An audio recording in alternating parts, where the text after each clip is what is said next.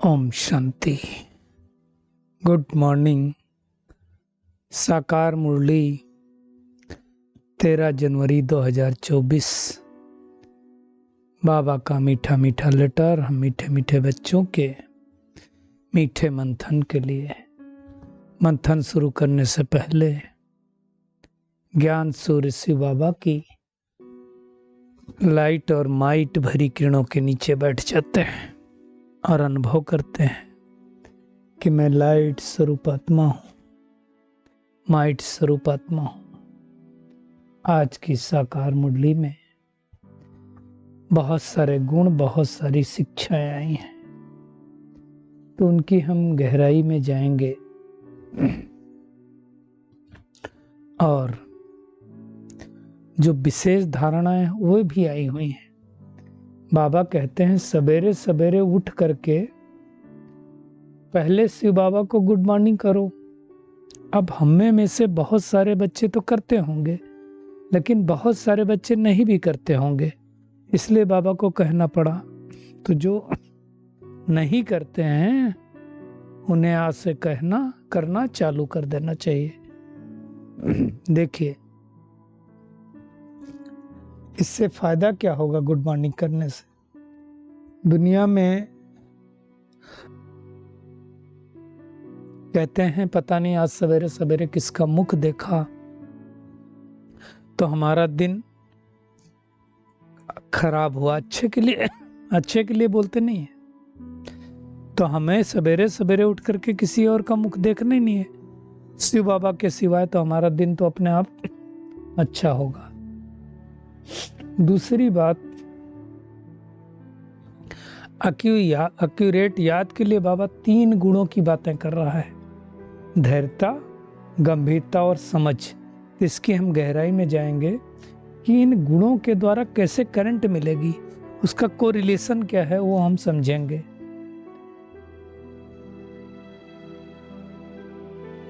बाबा कहता है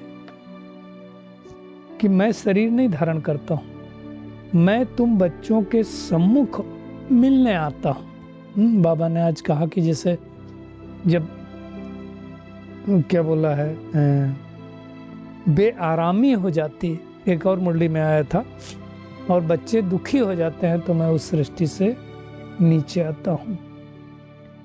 आज बाबा ने कहा अंदर में बहुत खुशी होनी चाहिए। क्यों खुशी होनी चाहिए? क्योंकि भगवान हमें राजयोग सिखला रहा है और मुझे आत्मा का ईश्वरीय पाठ है, तो खुशी होनी चाहिए कि भगवान हमें पढ़ा करके विश्व का मालिक बना रहा है। लेकिन ये खुशी कब चढ़ेगी? जब चिंतन चलता रहे। जो दिल व जान सिक व प्रेम से याद करेगा उसको ये नशा चढ़ेगा, जो नहीं करेगा तो उसका खुशी का पारा कैसे चढ़ेगा। बाबा ने कहा ज्ञान और योग की 2 सब्जेक्ट है ना, तो उन दोनों सब्जेक्ट का अपना अलग अलग मान्य है ना। योग से आत्मा प्योरीफाई होती है और ज्ञान से क्या होता है? ज्ञान से हमें वेल्थ मिलती है। बाबा ने कहा याद ठहर जानी चाहिए, तो ठहर जाना क्या होता है वो भी हम देखेंगे।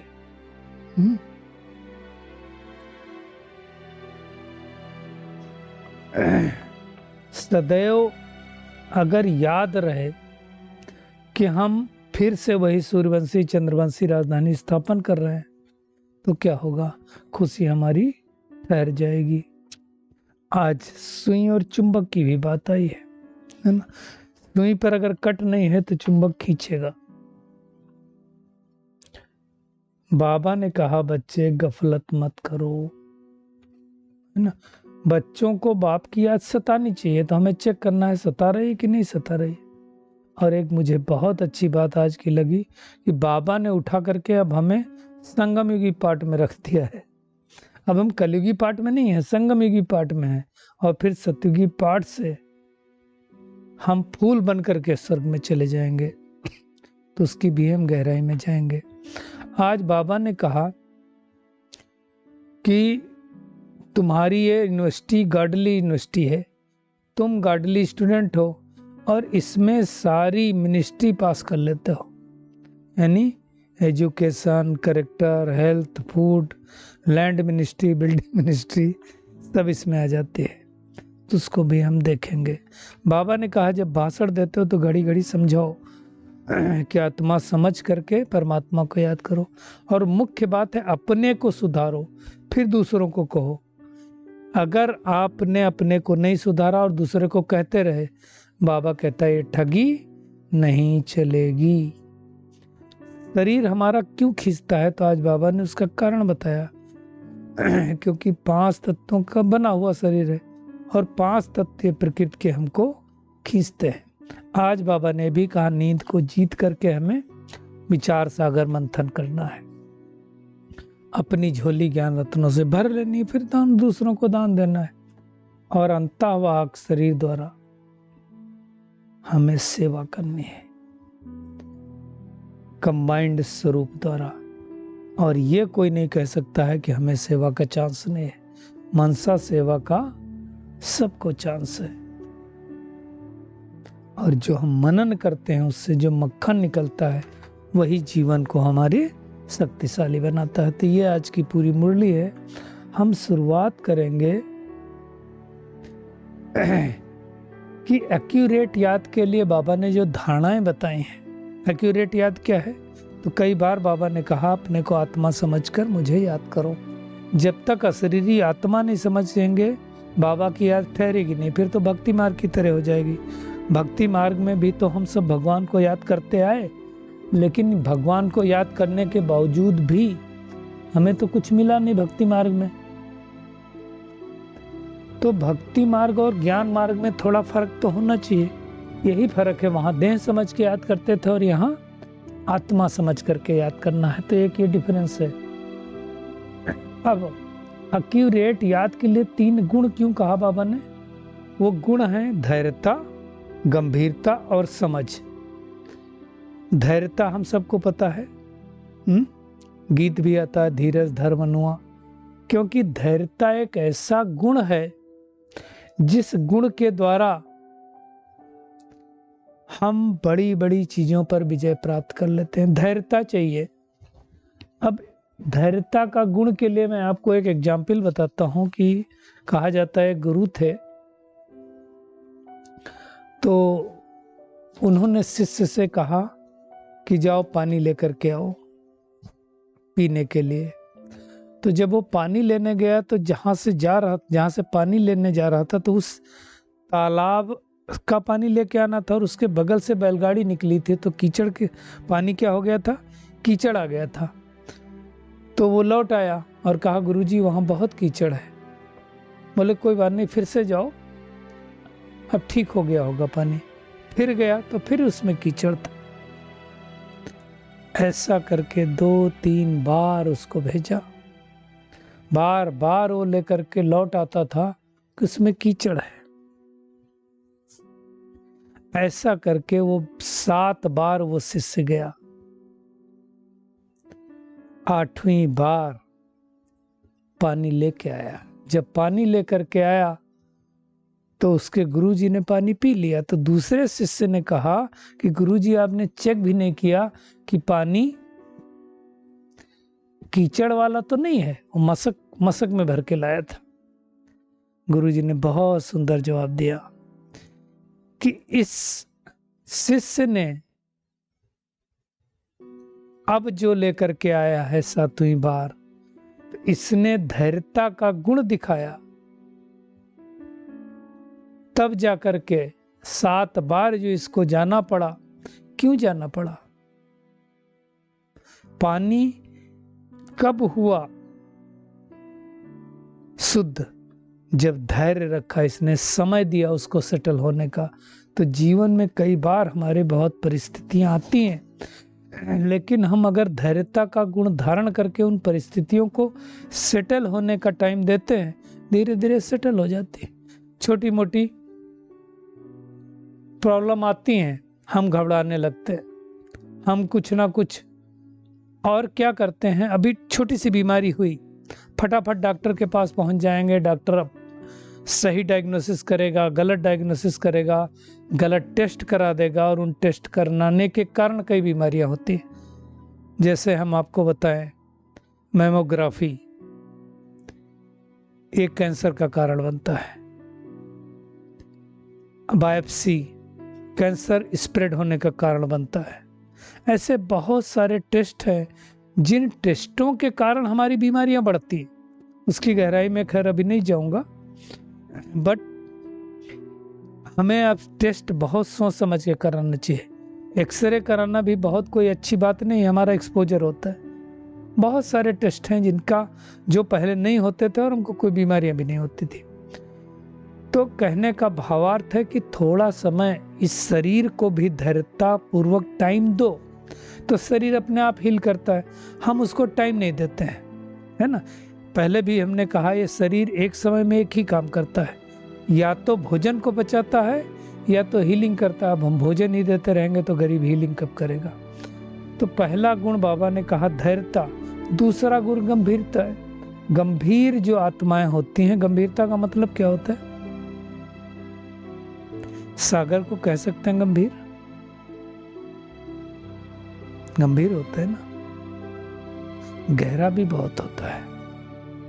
और जब नीचे चले जाओ तो पूरा शांत होता है, ऊपर उथल पथल होती है। तो जो गंभीर व्यक्ति होता है वो अंदर से एकदम शांत होता है। तो ये गंभीरता का बहुत बड़ा गुण है। हर समय बोलते नहीं रहने का, हर समय संकल्प नहीं चलाते रहने का। जहां बोलना हो, जितना बोलना हो उतना ही बोलना है। रॉयल व्यक्ति होते हैं वो कम बोलते हैं, मीठा बोलते हैं, धीमा बोलते हैं। तो गंभीरता का गुण चाहिए। और तीसरा बाबा ने कहा समझ चाहिए, अंडरस्टैंडिंग चाहिए। कोई प्रॉब्लम आई तो भी उसकी समझ चाहिए, हम समझते नहीं तो भी गड़बड़ होता है। अब ये 3 गुण हैं। बाबा ने कहा इन तीनों धारणाओं के आधार पर जो याद करते हैं उनको परमात्मा से करंट आने लगती है। अब देखो, करंट आने के लिए बाबा कितना अच्छा समझाता है। हमारे जो वायर होते हैं जिनके द्वारा करंट प्रवाहित होती है, उनमें भी 3 ही होते हैं, फेस, न्यूट्रल और अर्थ। अब इससे हम इसको कोरिलेट कर सकते हैं। उसमें करंट कब आती है और करंट झटका कब नहीं मारती है। आप देखो, फेस जो सप्लाई करता है, पावर देता है। न्यूट्रल के द्वारा दोनों जब मिलते हैं तो बल्ब चलता है। लेकिन फेस और न्यूट्रल से काम नहीं चलता, अगर अर्थ ना हो तो झटका मार देगा। तो अर्थ इसलिए दिया जाता है ताकि आपको झटके से बचा सके। ठीक इसी तरह से ये तीनों गुण हैं। वो करंट बिजली की उसमें आती है, उसके लिए वो तीनों चाहिए। यहां धैर्यता, गंभीरता और समझ चाहिए, है ना। समझ मतलब आप समझ लीजिए अर्थिंग, न्यूट्रल, झटका ना मारे। गंभीरता का मतलब आप समझ लीजिए फेस, और धैर्यता मतलब न्यूट्रल, धैर्य है। जिसके अंदर धैर्यता है वो ना इधर का बात करता है ना उधर बात करता है, धैर्यता पूर्वक शांत रहता है। तो ये 3 अगर हमारे अंदर धारणाएं हैं तो परमात्मा से करंट आने लगेगी। वो 3 तार हैं तो वो बिजली की करंट प्रवाहित होती है। और बाबा ने कहा फिर दिल एकदम शीतल हो जाएगी और आत्मा सतो प्रधान बन जाएगी। तो बहुत इंपॉर्टेंट पॉइंट था, इसलिए आज हमने इस पे समय लिया। तो ये तीनों बातों को हमें एक्यूरेट याद में याद करना है। आप देखो, आपके अंदर धैर्यता ना हो, आप असहज हो, अधीर हो, कहेंगे ना अधीर मत हो, थोड़ा धैर्य रखो, धैर्य, तो क्या होगा, हमें याद नहीं हो सकती। गंभीर अगर नहीं, हम बहुत बाह्य मुक्ता में आ रहे हैं तो भी परमात्मा की याद नहीं ठहरेगी। और समझ नहीं होगी कि मैं आत्मा क्या हूँ, परमात्मा क्या हूँ, तो भी याद नहीं आएगी। तो ये बात का हमें अच्छी तरह से ध्यान रखना है। बाबा परमधाम से आकर के हमें पढ़ा रहा है तो हमें वो नशा रहना चाहिए। और जितना हम याद करेंगे उतना सतो प्रधान बनते जाएंगे। अंदर में खुशी होनी चाहिए ना कि हमें पढ़ाने वाला कौन है। जब हमें ये नशा रहेगा तो हम खुशी में रहेंगे। इसलिए अपने दिल से पूछना है कि हम सवेरे सवेरे उठ करके भगवान को कितना याद करते हैं। भक्ति में भी तो याद करते थे ना। तो दिल व जान सिक व प्रेम से याद करते हैं कि नहीं करते। और अगर याद करते हैं तो खुशी का पारा चढ़ेगा। जैसे कल भाई बहन ने जिन्होंने भट्ठी की थी पूरे दिन, उन्होंने बहुत अच्छा अनुभव बताया। कैसे अनुभव हुआ? वो खुशी का पारा क्यों चढ़ा? क्योंकि परमात्मा की याद में खो गए थे। तो ये चिंतन बहुत इंपॉर्टेंट है। जितना हम चिंतन करेंगे, जितना ज्ञान को समझेंगे और ज्ञान के समझ करके योग लगाएंगे, क्योंकि दोनों सब्जेक्ट अलग हैं। योग से आत्मा सतो प्रधान बनती है और ज्ञान से हमें वेल्थ मिलती है। तो दोनों चाहिए। ज्ञान के आधार से ही हमारा योग लगता है। अब हम बाबा को याद करते हैं तो बाबा से ऑटोमेटिकली हमें करंट मिलती है ना। और जितना सुदर्शन चक्र घुमाते हैं उतना हम चक्रवर्ती राजा बनेंगे। तो ये मेहनत करनी है। बाबा ने आज कहा कि बाप की याद सतानी चाहिए, थर जानी चाहिए, मतलब सतानी चाहिए। अब हमें चेक करना, क्या मुझे बाबा की याद सताती है? जैसे जब बहनें हमारी राजियों कोर्स कराती हैं तो उसमें बताती है ना कि एक होती है याद करनी पड़ती है, एक आती है और एक सताती है। तो हमें सताती है क्या परमात्मा की याद? आप सोचो कितना बड़ा वर्षा बाप से मिल रहा है, तो हमें बाप की याद सतानी चाहिए कि नहीं? और रहना चाहिए कि हम तो अब कांटे से फूल बन रहे हैं। और अगर एक बार फूल बन गए तो हम यहाँ रह नहीं सकते। बाबा ने आज बहुत सुंदर कहा कि तुम्हें अब क्या किया है, कलयुगी दुनिया से उठा करके संगम युगी पार्ट में रख दिया। जैसे आप देखो कहीं बहुत जंगल हो और जंगल में कुछ फूलों के पौधे लगे हुए हो तो वो बढ़ नहीं पाते। अब उनको उठा करके पार्ट में लगा दें तो वही फूल बढ़ने लगते हैं। तो फिर क्या हुआ, हमको ब्रह्मा बाबा, माली, शिव बाबा, भगवान, उन्होंने कलयुगी दुनिया से, जंगल से उठा करके सतयुगी पार्ट में हमें रोप दिया। अब हम खिल गए और जब संपूर्ण फूल बन जाएंगे तो हम चले जाएंगे सतयुगी दुनिया में और कलयुगी कांटे समाप्त हो जाएंगे। तो ये अच्छी तरह से समझना है। ज्ञान रत्नों से झोली भरना है और झोली भर करके फिर दूसरों को दान करना है। भगवान आ करके ज्ञान रत्नों से हमारी झोली भर रहा है। झोली भर, थालियां भर भर करके ज्ञान रत्न दे रहा है। तो हमें क्या करना है, जितना दान करेंगे, जितना औरों का कल्याण करेंगे, उतना उजूरा मिलेगा। कल भी बाबा ने कहा था ना, दुआएं। तो दुआएं कैसे मिलते हैं? जब हम किसी का कल्याण करते हैं तो आशीर्वाद मिलते हैं। आज बाबा ने सगाई की भी बात की। हमारी सगाई किसके साथ हुई? शिव बाबा के साथ। जैसे कोई स्त्री अपने पति के साथ लव रखती है, वैसे हमें परमात्मा के साथ मुझात्मा की सगाई हुई है तो उनके साथ लव होना चाहिए, है ना। लाइट हाउस माइट हाउस बनना है। बाबा बच्चों से पूछते हैं, सुदर्शन चक्रधारी होकर बैठे हो? बाबा आया क्यों है? बाबा आरामी से बेआरामी में क्यों है? बाबा कहता बेआरामी होती है हमको, हाँ, कि मैं जाऊं और बच्चे बहुत दुखी हैं, जा करके उनको सुख दूं। तो अब बाबा कहता है तुम्हें वापस चलना है। मैं घर तक वापस ले जाऊंगा, सतयुग में तुम्हारा साथी मैं नहीं बनूंगा। जैसी जैसी हमारी अवस्था होगी उस अनुसार हम सतयुग में चले जाएंगे।